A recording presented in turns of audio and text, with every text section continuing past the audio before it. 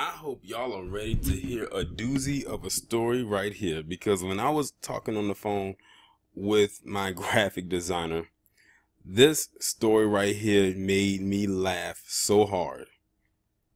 Now, y'all remember I just did a video about a guy who worked at an airport in which he stole a plane and went joyriding with it and was doing all kinds of flips and tricks and whatever he decided he was going to do with the plane before he ultimately crashed it into an open area, or maybe it was a wooded area. It wasn't no one around, thankfully, in Seattle.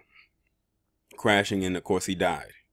Then this story came up, where this man by the name of Dwayne Yude decided that he was going to do the same thing, but slightly different.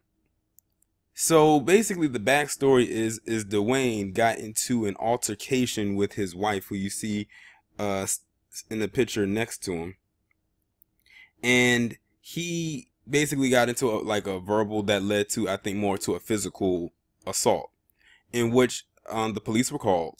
He was taken into custody, and it happened around 2:30 a.m. that morning. Now, he ended up being released from jail. He probably posted bond, and he was able to bond out. How about a few hours later, this same man decides to go and get an airplane, and apparently, I'm guessing he was a pilot, I'm not entirely sure, and he took the plane and he crashed the plane into his house with the intent that his wife would be there so he could kill her. Now, mind you, him and his wife were not the only ones that live in his house. His son also lived in that house, but his son is a bit older. Well, his mission was an epic fail. Why? Because the wife nor the son were killed in the crash. The only person that was killed in this crash was his silly ass. And as you can see right there in the picture, that's the plane, that's the wreckage. Of course, it exploded on impact. And the thing that got me the most was the fact that it didn't affect any other houses. It just affected that house. But I think it was one of those charter planes. Of course, if it was a commercial plane, it probably would have decimated the neighborhood. But the fact of the matter is he was that triggered that he got into it with his wife, and I think they say he was under the influence. He was drunk and he had alcohol in his system.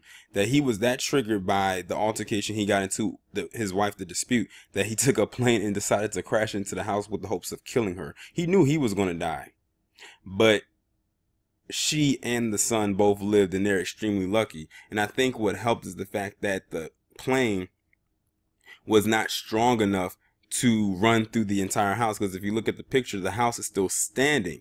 It's just that the front part is messed up and was on fire. The thing that got messed up the most out of the entire thing was the plane. Like, let me see if I can find another picture.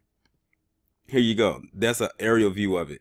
Look at the plane. The plane is practically in pieces, but the house is still standing. It's just messed up in the front.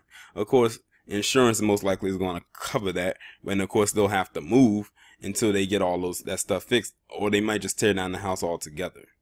But he must, well, he can't feel anything because he's dead.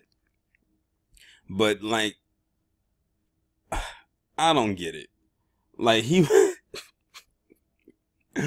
oh, I thought I was gonna be able to get through this video without chuckling even one time, but I can't because it's silly. Like, you were that mad at your wife that you decided to take a plane and crash it into the house with the hopes of killing her, and she didn't die, she's still breathing. But of course she got on code and said that how wonderful her husband was as a husband and how he was a fantastic father and this, that, and the third. She had to get on code and say all that. I said he can't be that wonderful of a husband if he was beating on your ass and then decided to take you out with a plane. Like, what fantastic and wonderful